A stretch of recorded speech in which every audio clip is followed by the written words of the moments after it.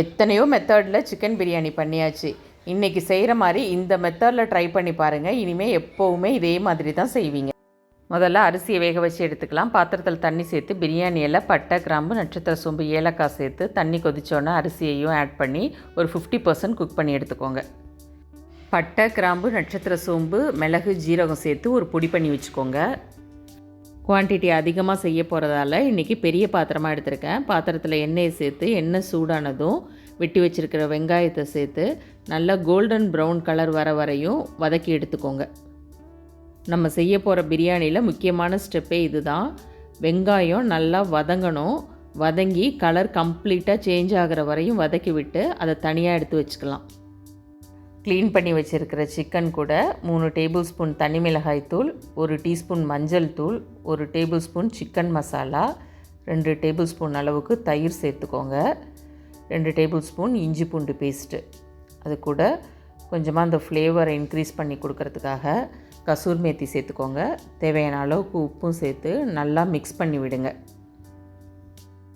அரை மணி நேரத்துலேருந்து 3/4 மணி நேரத்துக்கு இதை அப்படியே எடுத்து வச்சுருங்க.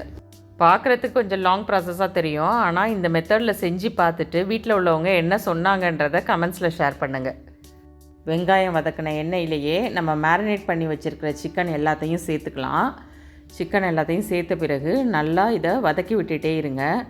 சிக்கன் கிட்டத்தட்ட ஒரு 75% மேலே குக் ஆகணும். நம்ம வீடியோஸ் எல்லாம் பார்க்குறவங்க சேனலை சப்ஸ்கிரைப் பண்ணிக்கோங்க. மறக்காமல் வீடியோவுக்கு ஒரு லைக்கும் கொடுத்துருங்க. சிக்கன் ஒரு 80% குக் ஆகிடுச்சு. இப்போது சிக்கன் எல்லாத்தையும் தனியாக ஒரு பிளேட்டில் ட்ரான்ஸ்ஃபர் பண்ணி வச்சுக்கோங்க. நிறைய சிக்கன் ரெசிபி வீடியோஸ் நம்ம சேனலில் அப்லோட் பண்ணியிருக்கோம். அதோட லிங்க் எல்லாம் டிஸ்கிரிப்ஷனில் கொடுக்குறேன். மறக்காமல் செக் பண்ணி பாருங்கள். இப்போது சிக்கன் வதக்கின அதே எண்ணெயிலேயே 3 டேபிள் ஸ்பூன் இஞ்சி பூண்டு பேஸ்ட்டு சேர்த்து நல்லா வதக்கி எடுத்துக்கோங்க. பச்சை வாசனை போகிற வரையும் நல்லா வதக்கணும். இஞ்சி பூண்டு பேஸ்ட்டு நல்லா வதங்கினதும் 5 பெரிய சைஸ் தக்காளியை பேஸ்ட் பண்ணி இது கூட சேர்த்து நல்லா வதக்கி எடுத்துக்கோங்க. தக்காளியை கட் பண்ணி சேர்க்குறத விட பேஸ்ட் பண்ணி சேர்க்கும்போது இன்னும் டேஸ்ட்டு நல்லாயிருக்கும். நம்ம மேரினேட் பண்ணி வச்சுருக்கும்போது கொஞ்சம் மிச்சம் இருக்கிற மசாலாவையும் இது கூட சேர்த்து நல்லா கலந்து விடுங்க. இப்போது தனி மிளகாய் தூள் சேர்த்துக்கோங்க. 2 டேபிள் ஸ்பூன். நம்ம ஏற்கனவே மிளகாத்தூள் சேர்த்துருக்கிறதுனால காரம் பார்த்து சேர்த்துக்கோங்க. 1 டீஸ்பூன் மஞ்சள் தூள், நம்ம அரைச்சி வச்ச பவுடர் எல்லாத்தையும் சேர்த்துட்டு தேவையான அளவுக்கு உப்பும் சேர்த்துக்கோங்க. மேரினேட் பண்ணும்போது சிக்கனில் உப்பு சேர்த்துருக்கோம். ஸோ இப்போ உப்பு சேர்க்கும்போது கொஞ்சம் பார்த்து சேர்த்துக்கோங்க. வதக்கி எடுத்து வச்ச வெங்காயத்தில் பாதியை மட்டும் சேர்த்து மசாலா கூட கலந்து விடுங்க. இந்த வதக்கின மசாலாவில் பாதியை எடுத்து தனியாக வச்சுக்கோங்க. இதை அதுக்கு பிறகு நம்ம யூஸ் பண்ணிக்கலாம். இப்போது இந்த மசாலாவில் அடுத்து என்ன பண்ணலான்னு பார்க்கலாம். ஒரு கைப்பிடி புதினா தழையும் ஒரு கைப்பிடி கொத்தமல்லி தழையும் சேர்த்து இது கூட வதக்கி விடுங்க. இப்போவே பிரியாணியோட வாசனை வர ஆரம்பிச்சிருச்சு. இந்த டைமில் நம்ம வேக வச்சு எடுத்து வச்ச சிக்கனை இது கூட ஆட் பண்ணிக்கலாம். மசாலா கூட சிக்கனை நல்லா மிக்ஸ் பண்ணி விட்டாச்சு. இப்போ பிரியாணிக்கு தேவையான அளவுக்கு தண்ணி சேர்க்க போகிறோம். முக்கியமாக கவனிக்க வேண்டியது சிக்கன் 80% குக் ஆகிருக்கு, ரைஸ் 50% குக் ஆகிருக்கு. மூடி போட்டு 5 நிமிஷம் வைக்கும்போது சிக்கன்லேருந்து தண்ணி ரிலீஸ் ஆகும். அதனால் தண்ணியை பார்த்து சேர்த்துக்கோங்க. இப்போ மூடி போட்டு 10 நிமிஷம் வச்சிடலாம். மூடியை ஓப்பன் பண்ணி 4 பச்சை மிளகாவை சேர்த்துக்கோங்க. பாருங்கள் எவ்வளோ சூப்பராக இருக்குது இப்போவே பார்க்குறதுக்கு. திரும்பவும் மூடியை போட்டு ஒரு 5 நிமிஷம் வச்சுருந்துட்டு இப்போது நம்ம பாதி குக் பண்ணி வச்சுருக்கிற ரைஸை இது கூட சேர்த்துக்கலாம்.